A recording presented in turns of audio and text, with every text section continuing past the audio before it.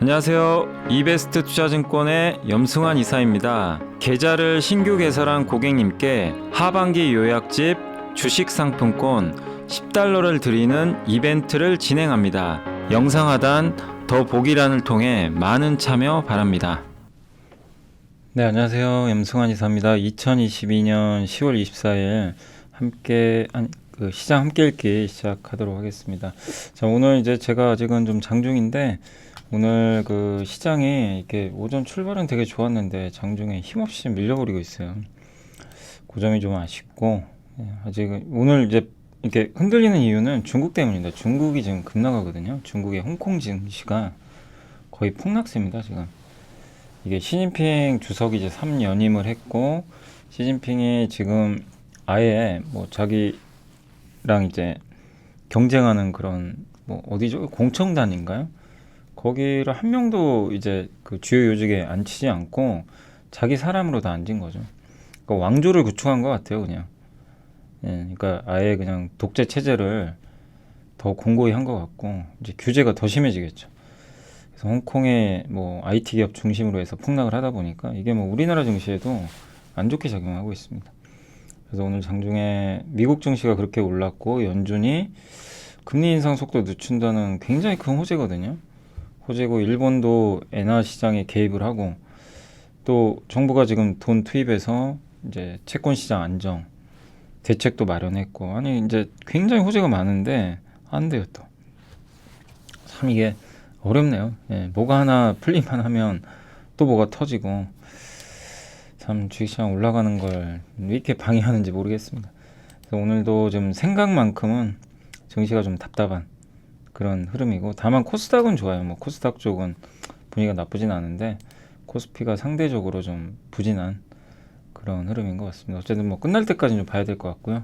자, 일단 오늘 뭐 진에어부터 시작을 해서 정부의 시장 안정화 조치 요거 코멘트 있고 그 다음에 저 프로젝트 파이낸싱 발 유동성 위기 저희 당사 자료고요. 요즘에 저 얘기가 제일 많죠. 그리고 광고에 대한 이제 얘기가 하나 들어가 있고 되게 보고서가 길어요. 2차 전지에 우리나라한테는 되게 좋은 것들이 많이 나오고 있습니다. 그 다음에 조선주 후판 원자재 관련된 얘기고요. 조선 D&T 기억하시죠? 2차 전지 장비에서 레이저 로칭 장비라고 한 2주 전에 한번 하나증권에서 이제 또 긴 보고서 한번 나온 적이 있죠. 오늘은 이제 미래에서 나왔고요. 테이펙스 이것도 2차 전지 회사고 메가스터디 교육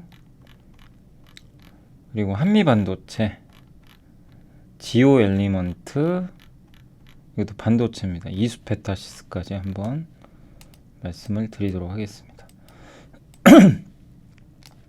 자, 먼저 이제 진에어인데 진에어 같은 경우는 이제 이게 뭐 좋은 게 아니라 지금 안 좋아요. 안 좋은데 대신증권의 양지환 연구원 오늘 또 다른 증권사에서도 보고서가 또 나온 게 있는데 너무 우려하지 말자 뭐 그런 내용입니다. 왜냐하면 지금 진에어가 부채가 좀 많고 자금 시장이 지금 요새 경색이 되다 보니까 이 회사가 연구채 이제 채권 발행을 해야 되거든요. 근데 이게 만약에 발행이 안 되면요 자본 잠식으로 가서 잘못하면 상폐당할 수도 있다는 거죠. 그래서 이제 지난주 금요일에 폭락을 한 거예요. 왜냐면 지금 우량한 회사 채권도 지금 발행이 안 되고 참고로 그 올라갔죠. 함께 배우기 제가 요거 올리기 전에 오늘 그 함께 배우기 하나 더 올라간 게 있거든요. 아마 오후에 올라갔을 거예요. 그거 보시면 이제 강원랜드가 강원랜드 죄송합니다. 자꾸 헷갈려서 강원도가 쏘아 올린 이제 작은 공인데 그 부동산 관련된 이제 PF 어떻게 된 건지 그걸 좀 설명을 해놨어요. 그거 좀 방송 보시면 이해가 되실 거예요. 예. 근데 이제 LG 플러스도 그렇고 우량한 회사들도 지금 채권 발행이 잘 안 됩니다. 근데 하물며 진에어가 쉽지 않을 거라고 좀 보고 있는 것 같아요, 시장에서. 근데 안 되면 대한항공이 아마 인수할 가능성도 있고요. 채권 발행을 하면 대한항공이 사가는 거죠. 아무튼 발행이 실패하면 좀 안 좋아질 수 있고요. 지금 연구채를 745억 원 정도를 일단 상환을 했어요. 뭐 상환한 것 자체는 좋은데 이제 지금 자본이 416억밖에 안 남았거든요. 그래서 지금 아직 적자잖아요. 적자가 이 정도 나면은 완전 자본 잠식이고, 원래 규정상 완전 자본 잠식은 상폐입니다. 근데 뭐 바로 상폐될 것 같진 않다라고 언급을 했고, 아마 거래 정지당할 수는 있어요. 예, 416억이 만약에 이번에 손실을 찍히면. 근데 지금 현재 예상으로는 270억 정도 적자를 예상해서 완전 자본금을 다 까먹을 가능성은 높지 않다. 그리고 이제 연구채 750억을 아마 다시 발행을 할 것 같은데, 발행이 어려울 수도 있어요, 지금 분위기가. 그러면 대한항공이 인수할 수도 있다, 그런 내용이고요. 또 환율도 올라가고 그래서 지금 여러모로 안 좋지만, 일단 3분기에 지금 업황은 좋아집니다, 분명한 거. 그죠? 업황은 좋아지는데 문제는 자금 시장이 워낙 안 좋은 게 좀 문제인 것 같아요. 근데 증권사들로 의견은 뭐 너무 염려하지 말자. 극단적으로 완전 자본 잠식까지는 가지는 않을 것 같다, 그런 내용인 것 같습니다. 그 정부가 이제 주말에 갑자기 이제 긴급했죠. 사태의 심각성 알고, 뭐 지난주에 막 그 증권사 부도설까지 도니까, 그래서 비상 거시경제 금융회의를 열어서 회사채랑 단기자금 시장 안정화 조치 한 5개를 발표했고요. 그 중에 첫 번째, 5번째 좀 주목을 하죠. 첫 번째는 그 이제 시공사가 보증한 건, 시공사는 뭐냐면 건설사예요. 건설사도 저 부동산 저 담보대출 있죠. 그걸 보증하는 경우들이 있거든요. 예, 그래서 저 이번에 강원도도 저걸 사실 발행을 했었죠. 채권이라 보니까 부동산 담보 채권이라 보시면 돼요. 아무튼 기업 어음인데 요거를 이제 매입을 해주겠다. 예. 그러니까 지금 리스크가 커지니까 그다음 회사채, 기업 어음 이런 것들 매입하겠다는 겁니다. 그래서 20조 원 정도의 채권 펀드, 채권 안정시장 중에서 1.6조 원을 동원을 해서 10월 24일부터 이거를 매입을 하겠다라고 좀 언급을 했고, 이번에 매입 대상 증권은 AA- 등급 이상 회사채, A1 등급 이상, 그 다음에 그 기업어음, 전단체 뭐냐면 전자단기 사채라 그래서 이제 그러니까 여러분들이 뭐 이렇게 온라인상에서 이제 단기 채권 같은 거 매매할 수 있거든요. 굉장히 만기가 짧아요. 네. 그런 전단체라든가 A1 등급, 그러니까 굉장히 우량한 등급이에요, 한마디로. 우량한 등급의 회사채를 좀 사주겠다, 이런 내용입니다. 그래서 그 현재 ABCP 자산 유동화 기업어음 발행 잔액이 125조예요, 전체가 다. 그 중에 이제 부동산 여기 PF 여기 11.2조로 한 9% 정도 된다고 합니다. 그래서 기업업 등급이 A1 이상, 여기 A1 이상이라고 그랬잖아요. 여기에 건설사 중에선 세 곳입니다. 삼성, 현대건설, DLNC. 네, 근데 이 회사 세 곳이 보증한 유동화 증권이 한 3.3조 원 정도 되는데, 그러니까 이 기업들은 이제 리스크가 많이 줄겠죠. 오늘 그래서 DLNC가 아침에 확 오르더라고요. 네. 근데 다만 즉시 투입하는 가용 재원이 좀 적고, 매입 대상 증권의 등급 기준이 좀 이게 등급이 높아야 돼요, 신용 등급이. 그래서 실질적인 매입 효과는 크진 않을 것 같다, 이렇게 좀 보고 있는 것 같아요. 근데 어쨌든 임시로라도 막아야죠, 지금은. 그리고 83개 약정 금융기관을 대상으로 캐피탈콜은 뭐냐면은 이제 미리 어떠어떠하게 자금을 뭐 지원을 하겠다고 미리 약정을 다 해놓고요. 그리고 그게 필요할 때 이제 바로 투입을 하는 거예요. 미리 정해 놓은 다음에 그 정한 상태에서 바로 돈을 주는 게 아니라 필요할 때 이제 그 약정된 내에서 돈을 투입하는 게 바로 캐피탈콜입니다. 그래서 이제 캐피탈콜을 실시를 해가지고 11월부터 추가 재원을 좀 투입할 거다, 이렇게 보고 있습니다. 그러니까 이제 약정을 해놓고 한 거 중에 11월에 투입을 한다. 그래서 차원이 뭐냐면요, 여러분도 만약에 신용대출 받으신 분들은 1년마다 만기 돌아오면 연장하는 경우 많죠. 네, 지금 갚으면 부담되니까. 그걸 차환이라 그래요. 연장하는 거죠. 네, 그래서 지금 차환이 잘 안 돼요. 이게 만기가 오면 연장해야 되는데 안 해주니까 부도나고 이럴 수 있는 거죠. 예, 그걸 좀 막겠다라는 의도고, 5번째는 뭐냐면은 유동성 위기에 노출된 그 양호한, 그러니까 PF 저 부동산 프로젝트 좀 뭐 재개발이나 이런 거 중에 양호한 거 많잖아요. 둔촌 재개발도 되게 뭐 알짜라고 하잖아요. 이렇게 이제 양호한 PF 사업장 같은 경우는 꼭 거기 둔촌이 해당될지는 저도 모르겠지만 정확히는 올해 4분기부터 내년까지 총 10조 원을 들여서 이제 정부가 보증을 해주는 거예요. 문제가 생기면 우리가 갚아주겠다 일단. 그러니까 강원도가 이번에 지급 보증하기로 했는데 안 갚아가지고 이 난리가 난 거거든요. 레고랜드가. 근데 정부의 주택도시보증공사, 한국주택금융공사가 여기에 보증을 서서 5조씩 막아주겠다는 겁니다. 네. 어쨌든 보증 규모는 꽤 크다. 한 10조 정도 되니까. 그리고 국토교통부에서 발표한 8월 누적 인허가 주택이 36만 세대인데 아직은 이제 실제 착공한 주택은 27만 주라서 아직도 착공이 제대로 안 된 게 많이 있는 거죠. 그러니까 아직 리스크가 좀 있죠. 이게. 어쨌든 이 지금 PF 문제가 굉장히 좀 심각한 상황으로 좀 퍼질 수 있는 거를 일단 아직 뭐 착공도 제대로 안 됐고 이런 것들에 대해서 또 차환도 안 되고 만기 연장도 안 되는 것들을 조금 지원을 해서 풀어주겠다. 그래서 체안펀드 1.6조 원 동원해서 시공사가 보증하는 요 회사채 매입 제기하기로 했고요. 또 캐피탈콜에서 20조 원 규모의 체안펀드 본격적으로 집행을 하고 회사채 매입해주겠다.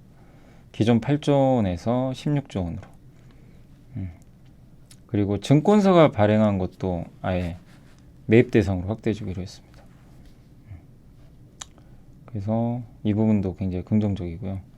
그 다음에 한국증권금융이라는 데가 있어요. 여기서 증권사에 자금을 한 3조 정도. 혹시 자금이 부족하면 3조 일단 뭐 담보대출이나 이런 걸 통해서 빌려주겠다. 뭐 약간 이런 얘기죠. 그리고 10월 24일 오늘부터 신속히 자금 집행을 한다고 합니다.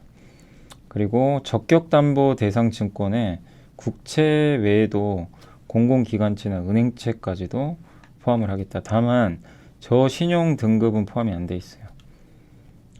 그리고 증권사에 이제 자금을 주는 RP 같은 것도 포함이 안 돼 있다고 합니다. 왜냐면 이걸 하게 되면요, 또 이게 양적 완화처럼 또 비칠 수도 있어요. 통화 정책으로 돈을 푸는 지금 물가 때문에 안 한 것 같고, 그 다음에 이제 부동산 PF 시장의 불안에 적극 대응하기 위해서 그러니까 지금 지자체가 보증한 것들이 있죠. 이번에 강원도가 보증했는데 안 갚았잖아요. 근데 행안부가 이제 발표를 했어요. 모든 지자체는 지급 보증 다 성실히 임하겠다. 그러니까 예를 들면 뭐 경상남도가 했다거나 뭐 전라남도가 했다거나 이런 데들은 뭐 갚겠다는 거죠. 지급 보증 들어갔으면. 뭐 경기도가 했다거나 충청도가 했다거나 상관없이 지방자치단체가 보증한 건 다 갚는다.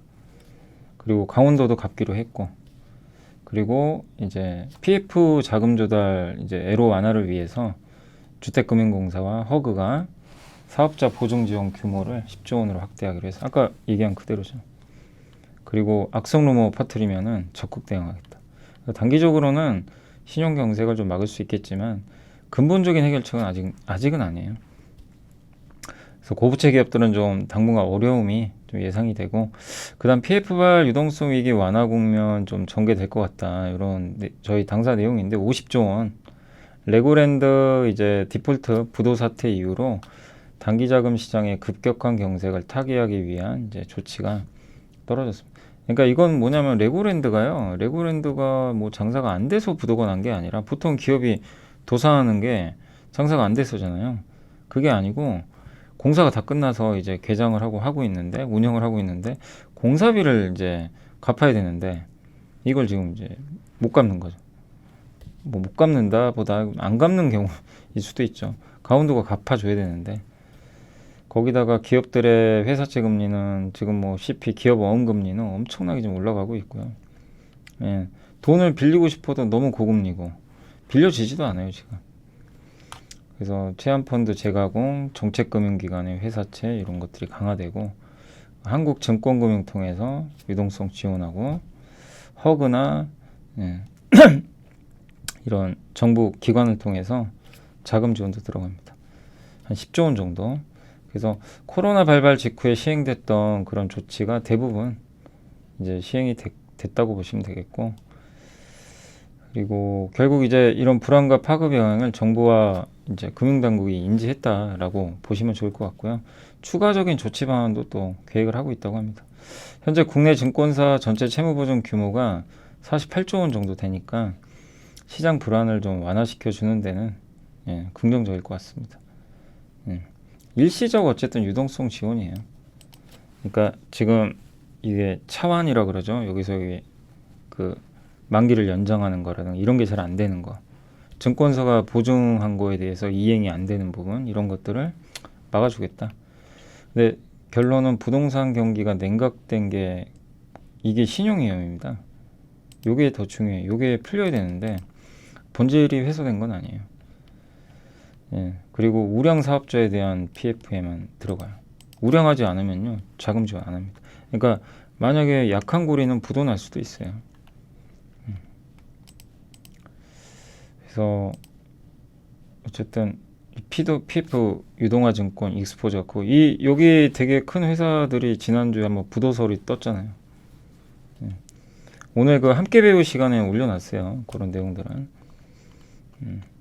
근데 증권사별로 유동성 비율은 되게 높아요. 유동성 이제 단기적으로 단기 부채보단 단기에 이제 확보할 수 있는 현금이 더 많은 거죠. 그렇지만 이제 이런 뭐 금액들이 적은 금액들은 아니다 보니까 만약에 신용경색 문제가 생기면 유동성 위기가 현실화될 수도 있는 거죠. 전 금융권 내 PF 대출 및 보증 규모는 약 150조 정도 되고요. 이 중에 증권사가 이제 신용을 보강한 보증을 쓴 거죠. 어떻게 보면 이게 한 50조 정도 되는 것 같습니다. 증권사, 캐피탈, 저축은행. 10년 전에 저축은행 사태도 있었단 말이에요. 저축은행 사태 때도 이 PF 리스크, 그때 저축은행도 되게 리스크가 있었죠. 근데 이번에는 이제 증권사, 캐피탈사, 저축은행 이런 데가 또 리스크에 노출돼 있다. 이렇게 보시면 되겠습니다. 그렇지만 이제 저희 당사에서도 이게 뭐 부정적인 이슈는 맞지만 과거보다는 확실히 체력들이 올라가 있기 때문에 부실화 가능성은 좀 낮다. 이렇게 보시면 좋겠고, 또 너무 과도한 우려는 좀 자제해 주시고요. 시간은 좀 걸릴 거예요. 뭐 한 번에 해결될 이슈는 아닙니다. 그리고 광고 빗속의 우산이라는 제목인데 신한투자증권에서 자료를 썼고, 지금 콘텐츠 업종에 대한 시선이 안 좋죠. 경기는 둔화하고 광고는 위축될 거고, 방송사들은 드라마 예산이나 이런 거 축소할 것 같고, 인터넷도 광고주들이 광고 안 주면 어떻게 돼요? 광고 매출 비중이 높기 때문에. 그래서 지금 광고 시장이 정말 안 좋을 걸로 예상들을 하는데, 진짜 안 좋을까? 그거보다는 이제 좀 성장은 둔화되지 않을까? 이렇게 보고 있고, 광고는 경기와 동행을 하고요. 경기 둔화 가능성 높고 전년 높은 증감률도 사실 좀 부담이 되는 건 사실입니다. 근데 광고 산업에서 우리가 좀 봐야 될 건 두 가지 변화가 좀 있어요. 넷플릭스 중간광고, 이건 이제 계속 언급을 많이 들었죠. 메타 플랫폼의 광고 슬롯 증가, 유튜브 삽입 광고 확대, 이 두 가지가 좀 큰 변화라고 합니다. 그러니까 넷플릭스가 이제 광고 넣잖아요. 그리고 메타 플랫폼이 광고 슬롯을 늘리고, 유튜브가 요새 유튜브 이제 무료로 보시는 분들은 광고 많아진 거 느끼시죠? 그러니까 저게 뭐 이유라기 하기보다는 이제 광고 매출 더 늘리기 위해서도 있는데, 유료 가입자 늘리기 위해서인 것 같아요. 유료 구독자. 유료 이제 한 달에 얼마 내면, 유튜브 구독을 하면 얼마 내고, 그러면은 뭐 유튜브 프리미엄이죠. 그럼 광고가 안 나가죠. 안 봐도 되죠. 그리고 디지털 광고 비중은 계속 늘어나고요. 그 중에 온라인 비디오 광고 비중은 지금 2%에 옛날에 불과했는데 10%까지 아마 상승할 걸로 보이고 있습니다. 그래서 지금 앞으로 가장 커질 건 온라인 비디오 광고입니다. 이게 넷플릭스에도 온라인 비디오 광고 들어가잖아요. 온라인 영상 매체니까. 그래서 결국엔 광고 시장이 다 망한다 이거보다도 매체별로 다른 움직임들이 너무 나올 수 있다는 거 참고하시면 좋을 것 같아요. 어쨌든 광고주들의 지갑은 계속해서 디지털로 향할 거고, TV 광고는 좀 안 좋을 수 있다. 그러나 지상파는 버틸 것 같다. 지상파는 저비용 고효율. 이건 다 애널리스트마다 또 의견도 약간 다르긴 한 것 같아요. 근데 케이블은 정말 어려울 것 같다. 근데 그나마 지상파는 버틸 것 같다. 이런 내용이고. 근데 넷플릭스에 광고가 들어가면 지상파도 좋은 건 아니죠. 경쟁자가 생겨버리니까. 그 대형 광고 대행사는 그냥 안정적이죠. 뭐 큰 영향 없고요. 워낙 그러니까 제일기획은 삼성그룹, 이노션은 현대차그룹을 밑바탕에 깔고 가기 때문에 크게 뭐 리스크는 없어요. 근데 여기서 가장 명확한 회사는 제일기획입니다. 제일기획이 뭐를 하냐면 이제 온드 미디어라고 있거든요. 여기 이따가 설명해 드릴게요. 그리고 이제 가장 큰 수혜는 디지털 타겟 광고. 이제 미디어랩이죠. 광고 대행사, 광고 중간에 나스미디어와 인크로스가, 나스미디어는 이번에 그 넷플릭스 광고에 이제 대행사가 됐습니다. 넷플릭스만 하는 게 아니라 디즈니 플러스도 좀 도입할 것 같고 아마 티빙이나 웨이브도 나중에 여기 참여할 가능성이 있어요. 그래서 아마 비디오 광고가 제일 커지지 않을까. 예, 그리고 인터넷 플랫폼 기업들은 이제 광고 시장이 점점 성장이 둔화하니까 이 성장에 대한 우려가 좀 있고 거기다가 신사업을 해서 성장을 해야 되는데 그러려면 마케팅 해야 되잖아요. 돈이 많이 들어가요. 그래서 지금 주가 안 좋은 거는 이익 성장이 둔화될까 봐. 근데 그럼에도 불구하고 대형 플랫폼 기업들은 엄청난 데이터를 갖고 있어요. 유저들의. 그걸 통해서 계속 광고 인벤토리 이거를 늘릴 수 있으니까. 네이버도 광고를 계속 이제 검색, 여기 네이버 우리 검색할 때 광고들이 많이 배치되잖아요. 카톡도 마찬가지고. 그렇지만 성장을 크게 하기는 어렵죠. 옛날보다는. 그래서 아무튼 인터넷 플랫폼 쪽에서는 네이버하고 아프리카 TV가 좀 상대적으로 긍정적이다. 그래서 결론은 뭐냐면 제일기획은 굉장히 안정적이고 뭐 이 방송사들은 안 좋고요. 그 다음에 나스미디어나 인크로스 같은 디지털 전문 광고 업체들은 좋고 그 다음에 이 인터넷 플랫폼 중에서는 네이버와 아프리카 TV가 좀 방어주로 부각될 것 같다. 그런 내용입니다. 여기 보시면 이제 광고 시장 성장인데 꾸준히 성장은 해요. 디지털 쪽에서. 요게 맨 밑에 있는 게 그 검색이고요. 글로벌 광고 시장 이제 매체별인데 요게 예, 보시다시피 온라인 비디오가 제일 성장이 크죠. 요게 어디가 꺾여요? TV, 잡지, 신문, 라디오 다 안 좋죠. 이게 이쪽으로 가는 거죠. 어떻게 보면 이번에 넷플릭스 들어오면서. 그래서 광고주는 광고를 의뢰하고 광고비의 지출 가능성이 있어요. 그리고 OTT의 예산을 편성할 것 같아요. 그러니까 옛날에 예를 들면 뭐 저희 케이블 TV 하나에 주던 거를 넷플릭스에 줄 수도 있는 거죠. 대행사는 이제 광고 업무를 대행해 주는 거죠. 예. 그래서 매체가 다변화되고 이런 것들은 뭐 나쁠 건 없는데, 예. 근데 전체 광고비는 크게 증가할 것 같지는 않다. 그래서 좀 중립이다. 이렇게 보고 있고, 미디어랩 같은 경우는 이제 광고 대행사와 이 매체사 중간에서 조율 역할을 해주는 거죠. 예.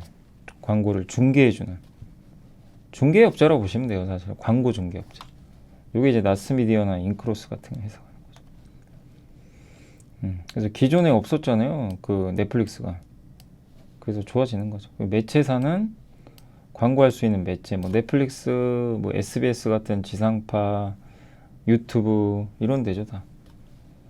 광고비 증액의 한계로 그러니까 광고비가 OTT로 가니까 일부 경쟁이 생겨서 좀 약간 부정적이라는 얘기입니다. 메타, 페이스북에 인스타 광고가 이렇게 들어가 있고요. 중간중간. 중간에 아마 인스타 하신 분들 아실 거예요. 이게 읽다 보면 중간에 딱 광고 들어가죠.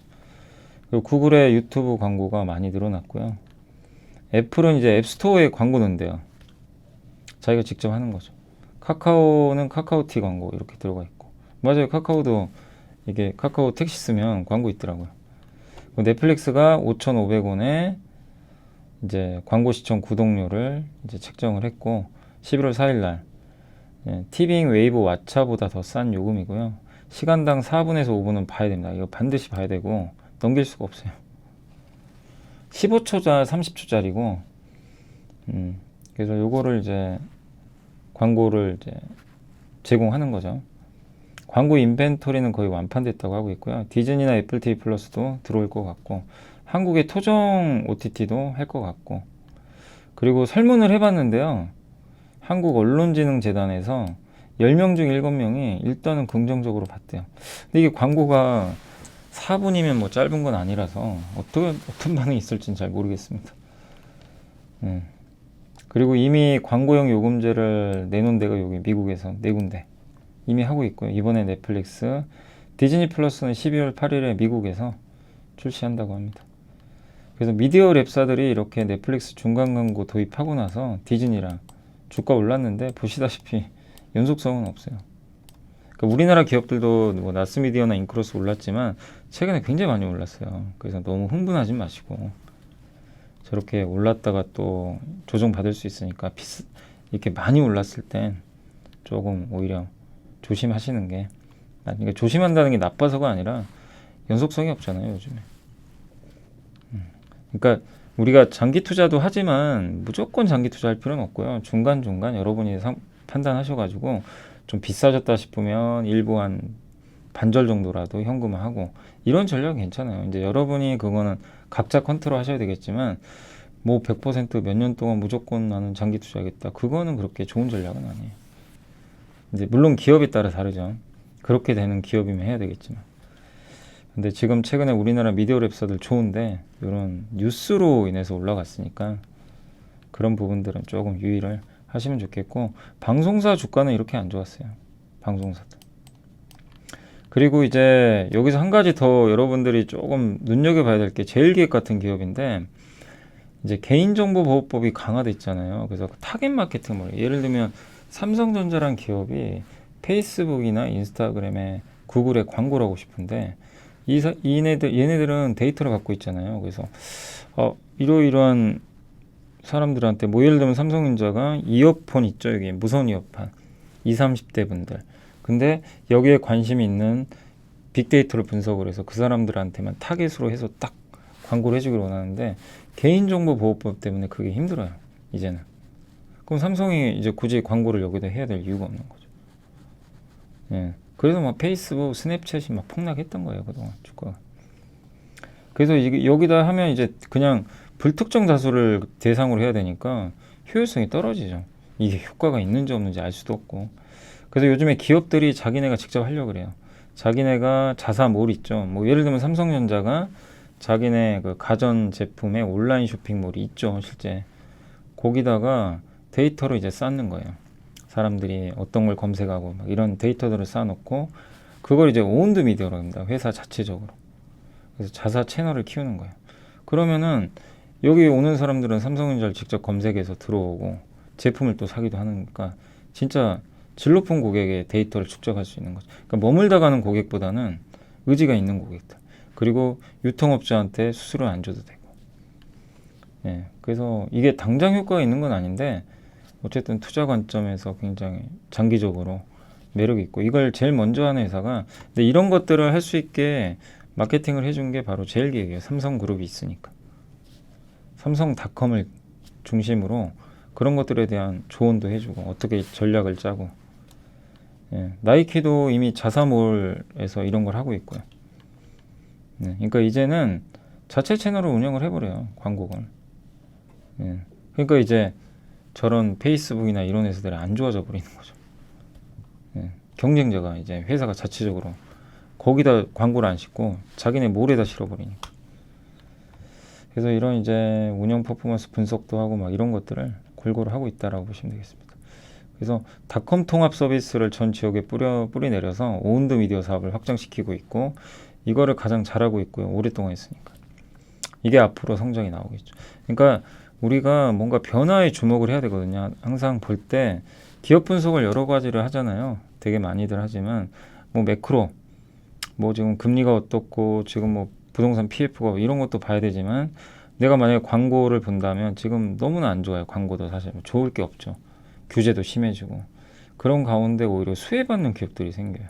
아까 뭐 나스미디어나 인크로스처럼 넷플릭스가 광고를 한다거나 아니면 이렇게 오운드 미디어 기업들이 자사몰에 직접 온라인 이제 이런 데이터를 확보해 가지고 광고를 하고, 그럼 그런 걸 도와주는 업체가 제일기획 같은 기업도 오히려 좋은 거죠.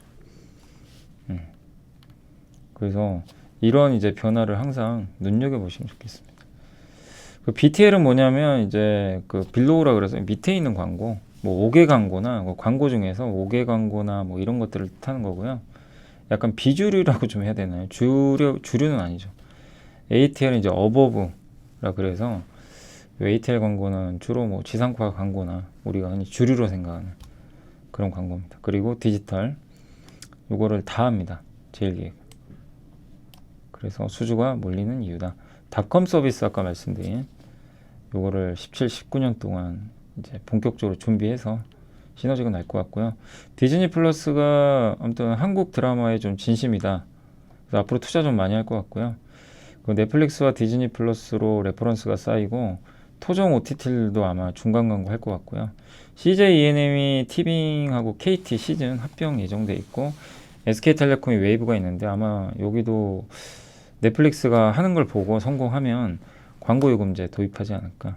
그래서 이런 광고 시장의 변화 주목하시면 좋겠습니다. 그리고 2차 전지 관련해 가지고 지난주에 유럽에서 RMA 선제 대응이 좀 있었고 지난주 솔루스 첨단 소재 주가가 일단 급등을 했고 유럽판 IRA라 그래서 유럽 원자재법의 파급력을 알리는 그 힌트가 됐고요. 지난 9월 이제 RMA 이게 원자재법입니다. 그러니까 원산지를 보겠다는 거죠 한마디로.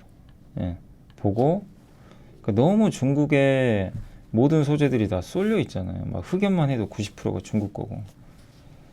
근데 사실 우리나라 배터리 회사들도 중국 거 없으면 못 만들거든요. 의존도가 높아요. 근데 그거를 줄이자는 거예요. 한국, 미국, 일본, 유럽이 이렇게 해가지고 중국 의존도 좀 낮춰보자. 이런 방안을 협의 중이고 유럽은 11월 25일까지 이해관계자 수렴을 좀 거쳐서 법안 초안을 발표할 예정이라고 합니다. 아무튼 유럽 전기차 배터리 시장 내에서 한국 3사의 합산 시장 점유율은 약 65% 정도 된다라고 좀 보시면 좋을 것 같아요. 그래서 한국 업체들의 중국 광물 자원 의존도가 굉장히 높기 때문에 핵심 이거예요. 탈중국 하겠다. 이게 메인입니다. 그런 내용이라고 보시면 되겠습니다. 그래서 요거를 잘하는 업체들 포스코 케미칼, 에코프로, 에코프로 PM 그리고 광물 자원 정제련 기업들 포스코홀딩스, 코리안 이런 기업들의 주가가 재평가될 수 있어요. 특히 포스코홀딩스는 리튬의 진심이잖아요. 보면 리튬사 고려아연도 지금 이제 이번에 동박도 할 거고 광물 사업을 하니까 이런 기업들 뭐 LS도 있을 거고 그래서 이제 진짜 광물이 중요해요. 잊혀졌던 광물이 전기차를 통해서 다시 재평가받고 있습니다. 그걸 가장 잘하는 업체들이죠. 우리나라에서. 그러니까 워낙 뭐 주가들도 저평가돼 있지만 이런 게 이제 모멘텀이 될 수도 있다. 어쨌든 지금 중국을 막으려고 하는 의지가 굉장히 강력해지고 있습니다. 전 세계가. 오늘 중국은 시진핑 주석의 뭐 단일 독재 체제가 완전히 완성이 됐어요. 지금 21세기에 참 러시아, 중국 보고 있으면 좀 답답합니다. 네. 그러니까 아직 좀 답답해요. 너무 이제 독재로 가니까. 예, 그러니까 상식이 안 통하죠. 어떻게 보면. 기업들도 중국에서 이거 어떻게 뭐 영업을 하겠어요. 예. 그리고 또 규제한다는 이슈 계속 나오고. 어렵죠. 그러니까 이제 그런 상황에서 전 세계가 아예 그냥 중국 의존도를 줄여버리겠다는 거예요. 근데 이거는 한국한테는 되게 좋은 거예요. 사실. 또 반대로 생각하면. 경쟁 기업. 우리는 그동안 우리나라 제조업체들이 얼마나 고생한지 알잖아요. 중국은 정부가 막 지원금 줘가지고 막 키워주고 한국은 지원금 어떻게 줍니까? 그래서 망하는 기업도 있었고. 예. 근데 이제 중국을 저렇게 막아주면 중국은 이제 자기네 나라에서만 경쟁력을 유지하겠죠. 안녕하세요. 이베스트 투자증권의 염승환 이사입니다. 계좌를 신규 개설한 고객님께 하반기 요약집 주식 상품권 $10를 드리는 이벤트를 진행합니다. 영상 하단 더 보기란을 통해 많은 참여 바랍니다. 그리고 후판 관련해서 일부 그 조선 이제 배 만드는 후판은 두꺼운 판 이제 선박 만들 때 필요한 이제 강판이라고 보시면 되겠고 요게 포스코 포항제철소가 침수해가지고 이제 좀 가격 올라가지 않을까 이런 언론 보도가 있었대요. 근데 후판 가격 올라가면 또 수익성이 안 좋잖아요. 근데 최근에 중국, 일본산 후판 가격 조달에도 한계가 있고 막 이래서 여러 가지로 공급 부족 때문에 좀 리스크 커지는 거 아니냐. 그래서 12월에는 재고가 없어서 공급 대란 발생할 수 있다. 그래서 지난주에 현대중공업, 현대미포가 많이 빠졌거든요. 너무 이건 우려된 것 같다. 과도하다. 그리고 대부분 손실을 2년간 인식을 좀 해놨어요. 앞으로의 미래 비용 발생을 우려해서 후판 손실 부분을 이미 미리 반영을 해놨습니다. 어느 정도. 그리고 침수 피해와 파업은 일회성 이벤트고, 그리고 중국과 일본산 후판 가격이 하반기에 오히려 하락하고 있대요. 예.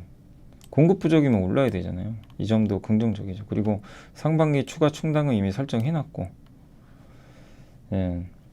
그래서 지금 그 수주 장고에 후판 가격이 인상되기 전에 물량이 있죠. 조선. 그러니까 예전에 후판 가격이 인상되기 전에는 저가에 수주한 게 많아요. 근데 그게 이제 앞으로 소진이 되고 비싼 단가에 수주한 배들이 이제 건조가 돼서 실적이 잡히면 수익성은 좋아지겠죠. 그리고 단기 실적은 여러 가지 변수가 있는데 환율이 올라서 현대중공업그룹은 오히려 긍정적이다. 해지를 좀 해놔가지고요. 유연한 해지를 해놔서 괜찮은 것 같습니다. 그리고 성과는 계속 상승을 해왔고, 그래서 LNG선은 또 후판에 그렇게 좀 민감하진 않거든요. 예, 이 점도 긍정적이다. 다만 이제 저는 뭐 조선주들이 최근에 좀 주가 부진한 건 뭐 후판 리스크도 일부 있겠지만요. 그거보다는 너무 수주를 올해 많이 했어요. LNG선 그냥 싹쓸이 했죠. 그게 내년엔 줄 수도 있다 보니까 그걸 우려하는 것 같아요. 피크아웃이라 그러죠. 그래서 당분간 주가는 조금 조선주들도 올해 뭐 워낙 퍼포먼스 좋았는데 좀 정체될 수 있다. 근데 작년에 너무 좋았기 때문에, 아니 올해 수주를 잘 해놨기 때문에, 그래서 이제는 실적도 이제 매번 체크하면서 실적도 보고, 그리고 수주가 어느 정도 잘 방어되는지 그걸 체크해야 될 것 같습니다. 근데 최근에 또 주가 많이 빠져서 주가는 좀 이제 옆으로 횡보하지 않을까 싶습니다. D&T는 이제 미래에셋에서 나온 보고서인데 목표 주가 올렸고요. 17,100원으로 이익 추정치를 올렸습니다. GM 이제 첫 번째 공장 오하이오, 요게 LG랑 건설한 데죠. 레이저 로칭 장비 매출 인식이 좀 늦어져 가지고 좀 4분기에 그 영향이 좀 있겠지만 내년에는 오히려 예상치가 올라갈 것 같고요. GM의 이제 GM과 LG의 두 번째 공장 테넷이 뭐 이런 데가 여기 들어가는 이제 물량 같은 경우는 판매 단가가 상승하면서 이익률이 증가할 것 같다. 마진이 올라간다는 건 기술력이 있다는 거죠. 판매가를 올린 거니까. 그래서 레이저 노칭 장비인데 이게 양산까지 2, 3년 정도 좀 격차가 좀 있다고 하고요. 프레스 장비가 있고, 그러니까 노칭 장비 뭐냐면 자르는 거예요. 양극, 음극 판을 잘라야죠. 자르는 건데 중요한 공정인데요. 이 중 옛날에는 프레스를 많이 했는데 지금 레이저로 한다고 합니다. 그러면 수율도 좋아지고 속도도 되게 빠르다고 합니다. 그래서 이 회사가 그걸 하고 있으니까 이제 요걸 많이 쓸 가능성이 높죠. 그래서 LG 에너지 솔루션이 주요 고객사라고 보시면 되고요. 요 기가와트는 테네시가 35, 요게 뭐냐면 1기가와트가 보통 자동차 10,000대 정도 돼요. 그렇게 계산하면 돼요. 35기가와트면 35만 대. 얼추 그렇게 계산하시면 좀 비교적 맞습니다. 네, 요런 이제 물량들을 생산하는 용량이라고 보시면 돼요. 그래서 LG엔솔이 북미에 제일 적극적이니까 장기 성장 가능하고요. 레이저 노칭, 그동안 프레스 장비 많이 썼죠. 이것도 바꾸겠죠. 레이저로. 기술 변화에서 승리할 수 있는 기업 중에 하나예요. 네. 그래서 우리가 IT 기업 투자할 때는요, 항상 기술 변화에 선두에 선 업체를 사야 돼요. 그게 바뀔 때요, 천천히 바뀌다가요, 이제 기술이라는 건 천천히 바뀌다 순식간에 바뀝니다. 쓰기 시작해서 입소문 나면요, 다 바꿔버려요. 저게 더 나으니까. 네, 그래서 기존 기술 몰라가는 거죠.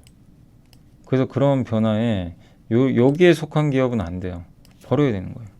어쩔 수 없이 손절. 여기에 올라탄 기업은 오히려 그러니까 교체해서 일로 가야 되는 거죠. 투자도. 영원한 주식 홀딩은 없습니다.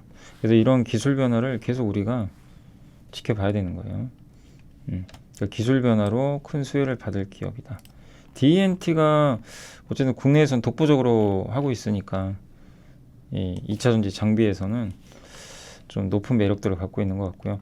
테이펙스도 거의 국내 유일 업체로 알고 있어요. 2차 전지 원통형 테이프 있죠. 원통형 전지를 보호해주는. 우리 한번 옛날에 봤죠. 근데 NH 주민회 연구원이 목표주가 좀 낮췄고, 일단은 이제 전동공구 있잖아요. 이게 전동공구는 건설, 우리 드릴 같은 거죠, 소형.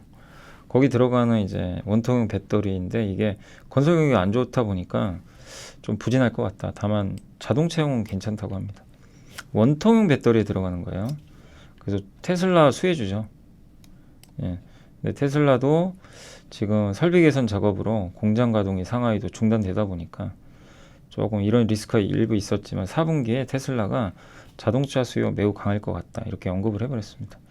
그 4분기 일회성 비용 발생으로 실적은 좀 다소 둔화된다. 이것 때문에 조금 주가 좀 부진한 것 같아요. 그리고 지난 10월 6일 날 2차전지 투자 발표를 했어요. 예, 테이프 새만금 국가산업단지 680억. 그러면 이제 2배 정도 들어요. 그러니까 미래를 보고 하는 거죠. 예, 그래서 이제 국내 원통형 전지 셀 업체의 생산량은, 그러니까 이 테이펙스의 물량은 앞으로 2배 늘어나는데 원통형 전지는 주로 LG가 만들죠. LG랑 삼성인데 국내 원통형 전지 셀 업체 생산량은 2배 이상 늘어납니다. 전방 수요가 훨씬 커요. 그럼 더 증설을 해야 되겠죠. 근데 지금 현재 현금이 있으니까 증설을 위한 추가 자금 조달은 불필요하다. 다행이죠. 왜냐하면 요즘에 금리가 너무 높기 때문에 차입하는 것도 좋은 건 아니거든요. 유증도 당연히 불편하고. 근데 현금이 좀 있어서 그러니까 투자를 하더라도 자금 부담은 크지 않은 것 같다. 근데 아마 요렇게 수요가 많다면 추가 투자 가능성도 있어요. 원통형 배터리를 요즘에 많이 채택을 하는데 원가 경쟁력이 있어서 그렇고요. 테슬라하고 BMW가 주로 많이 채택을 하고 있는 것 같습니다. PER은 13배 정도 된다라고 생각해 주시면 될 것 같습니다. 아무튼 이번 급락장에서 이렇게 설비 늘린 기업들 계속 주목을 하시면 좋겠고, 다 현금이 많아야 됩니다. 예. 메가스터디 교육은 이제 이번에 ST 유니타스를 인수했고요. 1,800억에 공단기라고요. 공무원 1등 기업입니다. 공무원 시험. 예. 그래서 지금 공정거래위원회에서 승인 여부가 남았습니다. 이게 독과점이 될 수 있다 보니까 승인이 나야 돼요. 그래야만 인수가 최종 결론이 납니다. 그리고 현금은 있어서 차입금은 크지 않을 것 같고, 공무원 시험 사업도 하고 있어요. 메가스터디도. 근데 공단기가 1위예요. 1위 회사를 인수해버린 거죠. 그럼 점유율이 절반이 넘어가죠. 근데 이게 독과점 이슈에 걸릴 수 있으니까 완전히 승인을 받을지 모르겠습니다. 아무튼 매출액은 증가할 것 같고 영업이익은 아직은 적자라고 하더라고요. 목표 주가는 일단 이제 이번에 올렸는데 메가패스, 예, 이제 고3 수험생분들이 이 메가스터디의 강의를 한 번에 듣는 거죠. 한 번에 결제해가지고 무제한으로 듣는 걸로 알고 있는데 그게 한 12% 정도 2024학년도 올라갈 것 같고, 실적 추정치도 올렸고, 그리고 영유아 플랫폼도 진출한다고 하고요. 그러니까 이게 유치원부터 뭐 성인까지 다 아우르는 그런 교육 플랫폼을 만드는 것 같습니다. PER도 되게 낮고요.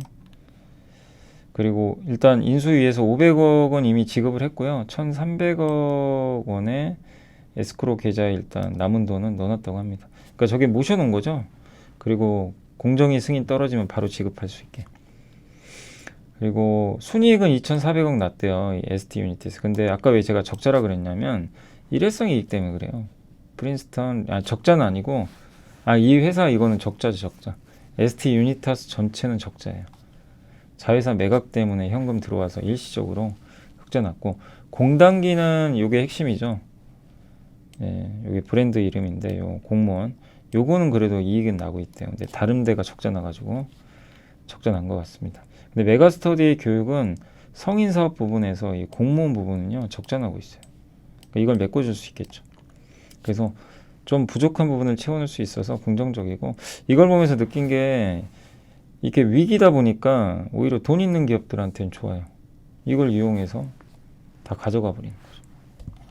예. 이 안에서 M&A로 덩치를 키우고 압도적인 1위가 되는 거예요. 업황 좋아지면 돈을 다 가져가겠죠. 1위가 할 수 있는 그런 여유가 아닌가라고 생각을 합니다. 그래서 일단 최근 M&A에 대해서는 시장이 좀 약간 부정적으로 보는 것도 있지만 메가스터디 교육에 대해서는 좀 긍정적으로 보고 있는 것 같습니다. 자, 그리고 이제 한미반도체는 반도체 후공정 회사입니다. 반도체를 이제 웨이퍼에서 이제 그 패키징을 해요. 패키징이라는 이제 포장 같은 거 하는 거죠. 그거란 거를 일단 기판에 이렇게 붙여야 되거든요. 붙일 때 만드는 장비가 본딩 장비라 그럽니다. 그러니까 반도체를 이렇게 패키징해서 기판에 붙여야 되는데 그때 기판에 붙여야 반도체 쓸 수가 있어요. 근데 이제 앞으로 많이 쓰이는 패키징 기술 중에 하나가 하이브리드 본딩이라 그래가지고요. 이 반도체가 있죠. 요게 기판이에요. 뭐 옛날에 요걸 많이 썼어요. 지금도 많이 쓰죠. 전선으로 연결해요. 이걸 와이어 방식이라 그래요. 그리고 여기 돌기 있죠, 돌기. 범프라 그럽니다. 이게 이제 숄더블 같은 거예요. 요걸 여기다 붙여. 이거를 그대로 붙여요. 요게 이제 플립칩이라 그러죠. FC자 들어간 게 다. 플립칩 BGA 막 이런 거 있죠. 근데 HBM은 뭐냐면 한마디로 이걸 없애요. 그냥 여기다 그냥 같이 갖다 붙여요. 얇은 선인 것 같은데 이 돌기도 필요 없어요. 그냥 갖다 붙여버립니다. 가장 좋은 거죠. 그러니까 삼성전자가 저걸 하겠다는 거예요. 몇 년 안에. 근데 그 장비를 만드는 시장에도 진출했습니다. 그래서 한미반도체는 기술 변화에 또 수혜가 예상됩니다. 그리고 카메라 모듈 검사 장비도 만들고 EMI, 전자파 차폐, 전자파 차단하는 장비. 그리고 후공정 시장이 확대되면서 인텔이나 암코르 같은 회사가 동남아 시장을 또 확대하고 있어서 아마 수주가 늘어날 것 같고요.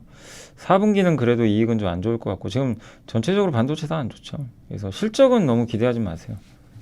실적으로 지금 움직일 수 있는 상황 아니고 그리고 인공지능 반도체 시장이 확대되면서 이쪽 아까 요 수요가 좀 늘고 있다고 합니다. 그래서 동사의 그 장비가 핵심 장비라서 가장 큰 수혜를 받을 것 같고 경쟁사 대비해서 기술력도 좋다고 합니다. 근데 이제 동사의 핵심 장비는 요거예요. MSVP라고 하는데 마이크로소우 비전 플레이스먼트라는 약자를 쓰는데 VP가 뭐냐면요. VP가 비전 플레이스먼트라 그래가지고 이 패키지 있죠. 웨이프에서 이제 포장한 검사도 끝내고 이 패키지를 이제 그거를 절단을 해요. 절단을 한 다음에 깨끗이 씻어주고 건조해서 말린 다음에 2D, 3D로 또 문제 없나 검사를 해주고 또 잘못된 거는 돌려보내야죠. 선별하고 적재까지 딱 실어주는 그런 장비라고 합니다. 근데 여기 절단 있죠. 절단이 요거에 마이크로소 요거까지 이제 국산을 한 것 같더라고요. 요게 원래 일본 기업이 독점으로 하던 건데 요거까지. 그러니까 풀 서비스 제공하는 거죠. 예, 세계 1위 업체로 알고 있어요. 후공정이 반드시 필요한 거죠.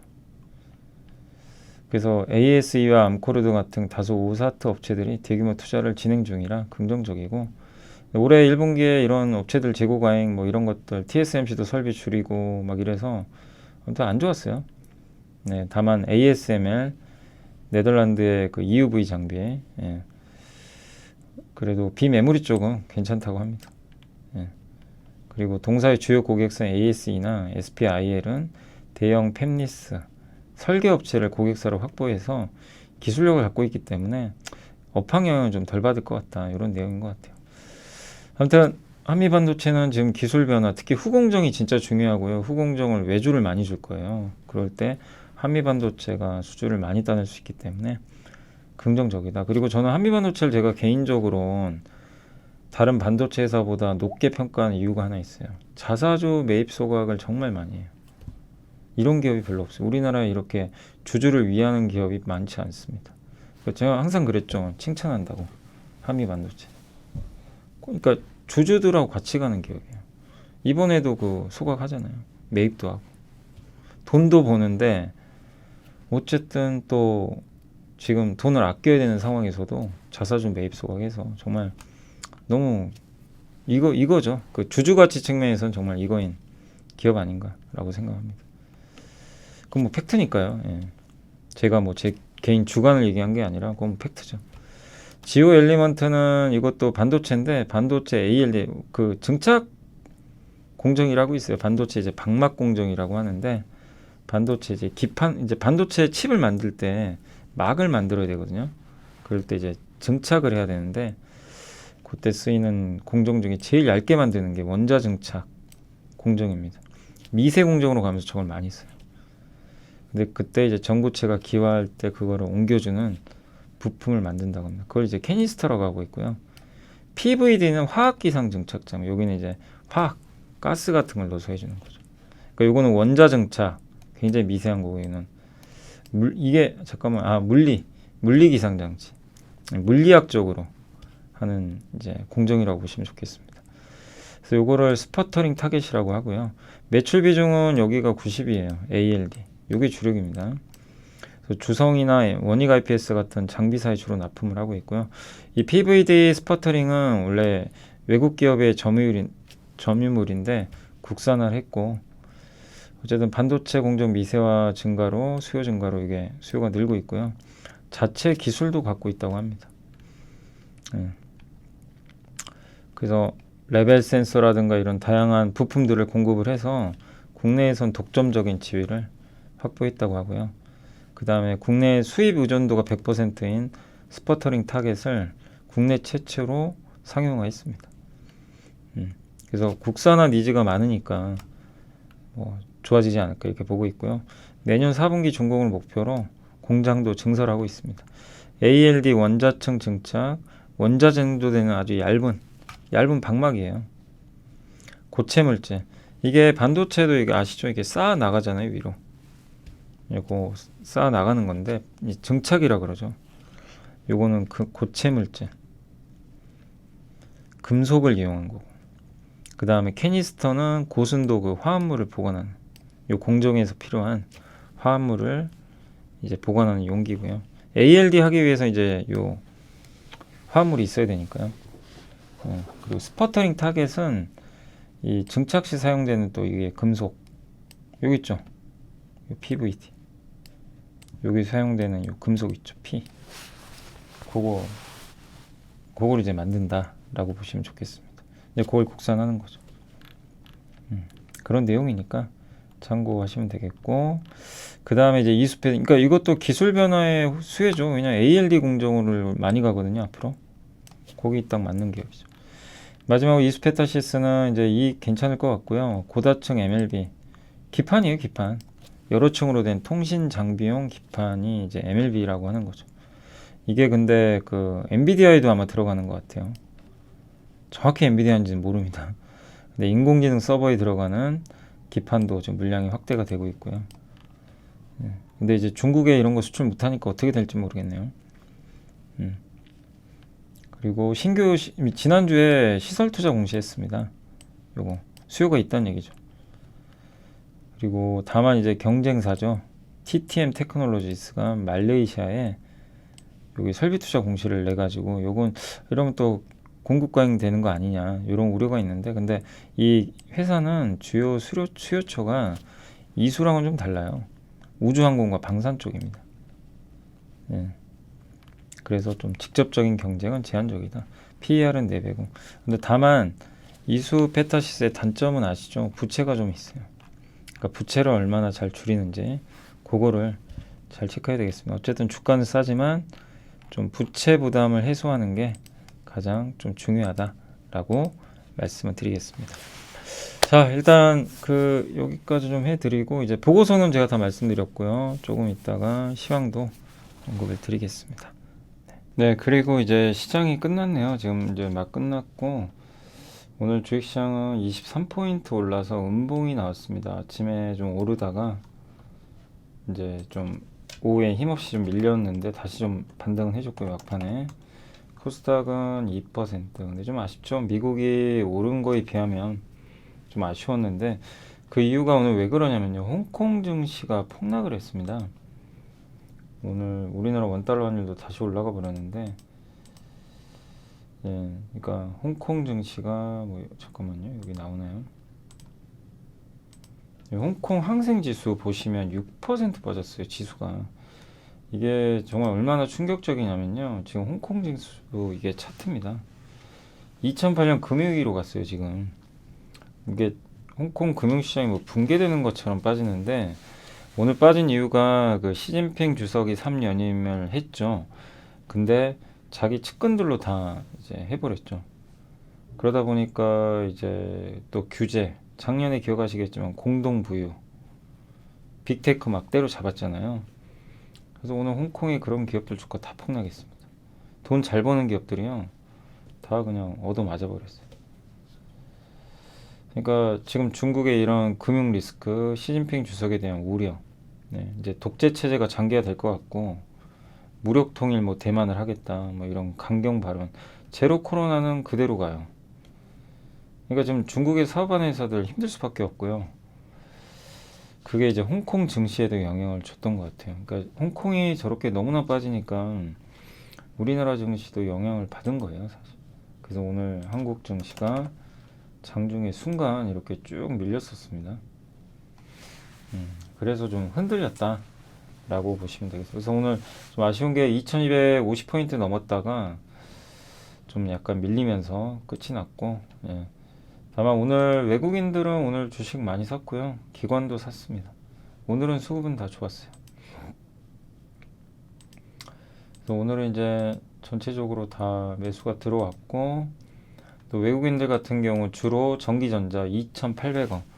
뭐 한마디로, 그러니까 약간 이제 이거는 저의 뭐 뇌피셜일 수도 있어요. 근데 요즘에 삼성전자 많이 사더라고요. 그 이유가 아마 TSMC의 좀 그 경쟁자다 보니까 지금 미국과 중국 관계가 안 좋거든요. 그리고 대만하고 중국. 거기에 TSMC가 껴있죠. 그래서 그런 좀 리스크가 있다 보니까 삼성전자 쪽으로 가는 일부 매수도 있는 것 같고, 그 뭐 더 나쁠 게 뭐가 있냐 이거죠. 뭐 메모리 다 안 좋은 거 다 아는 사실이고, 거기다가 3나노는 어쨌든 TSMC가 지금 못 하거든요. 연기됐어요. 그러니까 약간 좀 3나노 쪽에서는 어쨌든 현재까지는 삼성이 앞서가고 있는 거죠. 네, 그런 것들 때문에 좀 매수를 하는 거 아닌가 싶습니다. 그래서 이렇게 위기다 뭐다 하는데도 외국인은 주식을 계속 사고 있습니다. 다만 이제 오늘은 개인 투자분들이 뭐 삼성전자 올라가니까 그냥 다 던져버리신 것 같아요. 아니, 예, 아무튼 많이 던졌습니다. 5천원. 그리고 오늘 뭘 샀냐? 자동차.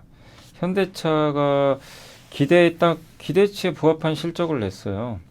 일회성 제외하고 엔진 비용. 그거 제외하면 2.9조 넘거든요. 역대 최대, 그러니까 거의 분기 최대예요. 실적은 잘 나왔는데 이제 실적 꺾인다. 이렇게 보는 것 같아요. 아마 그 우려감 때문에, 네, 뭐 실적 자체보다 이제 앞으로 이익은 둔화될 것 같다.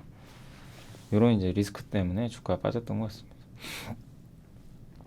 반대로 삼성전자 하이닉스는 나쁠 게 뭐 있냐 이거죠. 그래서 좀 둘 간의 위치가 좀 바뀌지 않았나 싶고, 근데 현대차 기아가 뭐 PER이 5배, 4배니까 과도한 우려는 맞는데 그런 저평가를 인정을 안 하고 있는 것 같아요. 그래서 오늘 좀 빠졌고요. 오늘 섹터 쪽으로는 오늘 건설주나 이런 시멘트가 좋았습니다. 그죠? 예. 그리고 태풍주 아마 이쪽도 뭐 건설 쪽 관련돼 있겠죠. 그리고 오늘 반도체 소부장 다 좋았어요. 워닝 머티리얼즈가 9%. 오랜만에 반도체 날이었어요. 비메모리 반도체가 오늘 다 일제히 급등했습니다. 건설도 일단 좋았고, DLNC는 이제 아까 제가 함께 배우기 올려드렸죠. 거기에도 이제 나와 있지만 사실 가장 안전해요. 우발 채무가 가장 적어서. 근데 좀 아쉬운 거는 오늘 건설주들이 많이 오르다가 조금 이제, 왜냐면 이게 근본적인 해결책은 아니거든요. 그래서 오르다가 좀 밀린 건 약간 아쉬운 부분이 있고, 근데 여기서 또 살아남은 현금이 많은 건설주는 다음 사이클에서 또 굉장히 좋아지겠죠. 승자 독식이거든요, 사실. 또 네옴시티 관련주가 왜 올랐냐면 뭐 오늘 또 사우디에서 그런 얘기가 있었던 것 같더라고요. 반도체 장비 좋았고 재료주 좋았고 게임주도 오늘 괜찮았습니다. 미용 의료기기 대부분 좋았어요. 보시면 뭐 아이폰 관련주, 덕산 네오룩스, 삼성 SDI 대부분 올라갔고요. 스마트폰 섹터가 오랜만에 반등했습니다. 반도체 다 좋았고요. 삼성전자가 3%는 올랐어요, 거의. 다행 빨리 한 6자 앞에 봤으면 좋겠네요. 예. 임플란트, 영화, 뭐 게임, 건설기계, 바이오, 뭐 PCB, OLED, 예. 통신 장비 대부분 좋았으니까 넘어가고, 안 좋은 건 자동차, 현대차 실적, 현대위아, 그리고 러시아 공장 뭐 철수한다는 얘기도 좀 도니까 러시아 공장 철수하면 현대위아가 좀 피해가 크다고 하더라고요. 그래서 현대위아가 좀 오늘 많이 빠졌던 것 같습니다. 현대차는 실적 발표하고 빠져버렸고요. 그래서 오늘은 다 안 좋았습니다. 자동차 쪽이. 정유주는 뭐 그냥 큰 변동 없었고, 인터넷 대표주, 백화점주 일부 좀 빠졌고, 조선주. 다행인 건 이제 어쨌든 이제 정부가 그 이제 50조 원 유동성 공급한다고 그랬잖아요. 이제 그러면서 증권주하고, 그 다음에 그 건설주가 좀 약간 살아난 거. 근데 근본적인 해결책은 아니고요.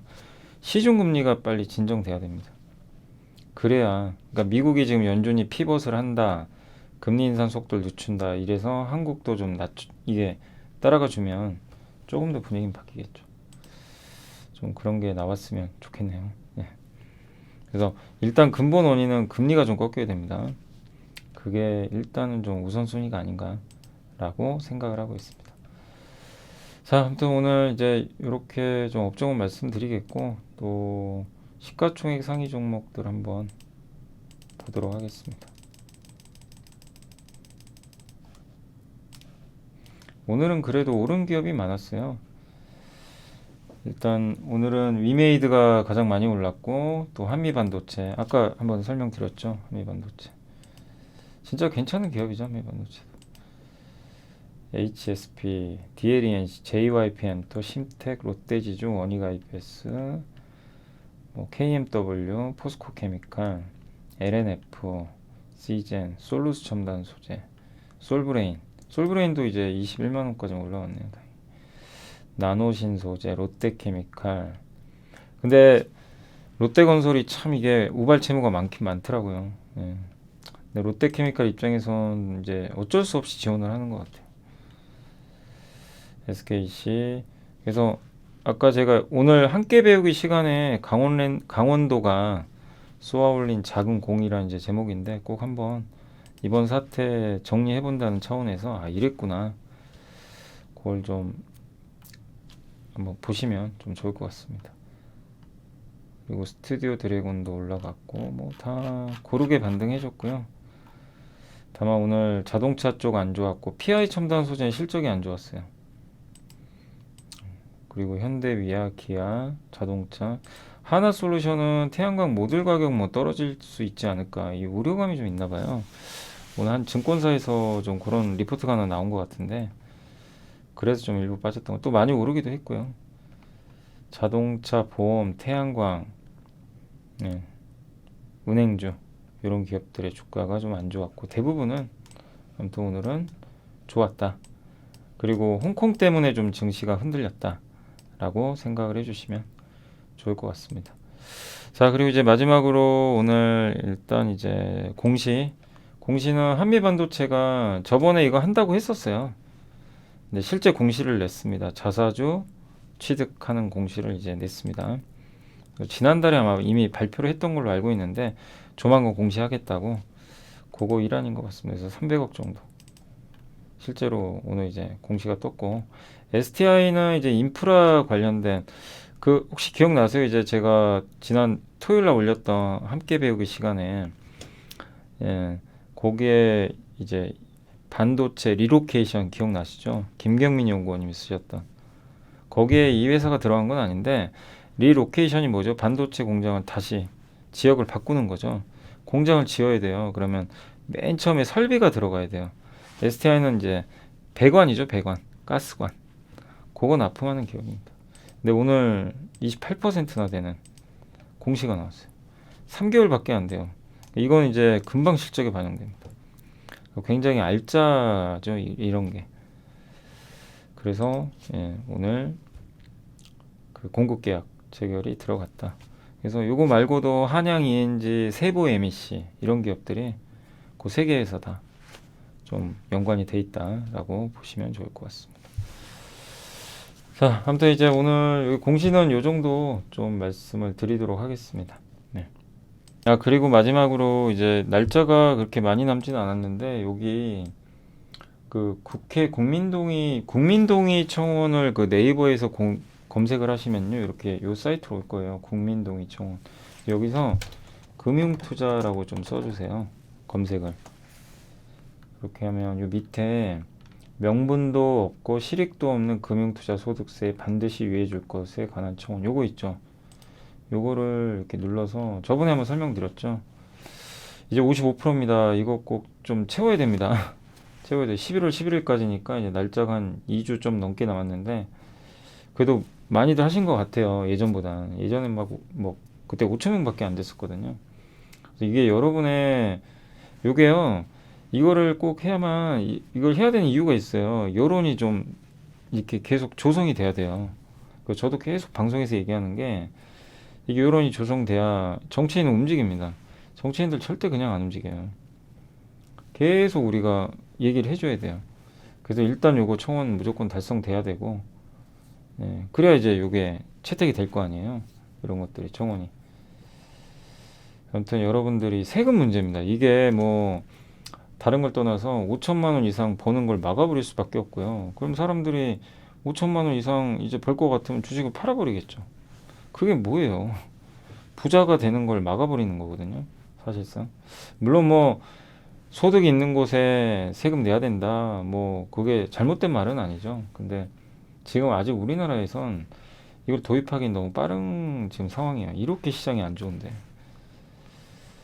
그래서 어쨌든 요거 좀 유예해 줄 것을 조금 청원하는 거니까 여러분들이 좀 힘드시더라도 이거 인증도 해야 되니까 꼭 좀 청원해 주시면 감사하겠습니다. 자, 아무튼 오늘 이제 이대로 마치겠고요. 오늘도 수고하셨고 좀 빨리 지금 모든 게 어수선합니다. 막 증시 주변도 어수선하고 금투세도 있고 뭐 부도설 돌고 강원도가 쏘올린 작은 공 때문에 뭐 난리가 한바탕 났고 어렵고 근데 이 와중에 삼성전자 같은 반도체는 또 살아나고 계속 아무튼 어렵지만 여러분들 좀 천천히 공부하시면서 잘 고민하시고 그리고 아까도 제가 보고서를 많이 보여드렸지만 변하는 걸 잘 캐치해 보세요. 이번에 나스미디어가 많이 갔잖아요. 변화의 주인공이 되니까 급등하는 것처럼 변화하는데 거기서 피해를 보면요 그 기업은 못 가요. 오히려 망가지고 변화의 주인공 아까 DTNC 같은 경우도 레이저 로칭 장비 우린 모르잖아요 처음에. 근데 이제 보고서나 그런 걸 보면 이제 나오잖아요. 그런 거 통해서 공부하는 거죠. 아, 이 회사는 뭔가 변화의 주인공이구나. 그런 거를 캐치하시면 뭐 저는 충분히 수익 낼 수 있다고 생각을 합니다. 다만 이제 시장이 안 좋기 때문에 지금 당장 큰 수익을 내기는 어렵고 준비하는 거죠. 공부를 하면서. 자, 아무튼 오늘 고생하셨고요. 저는 내일 뵙겠습니다. 아무튼 감사합니다. 다시 한번.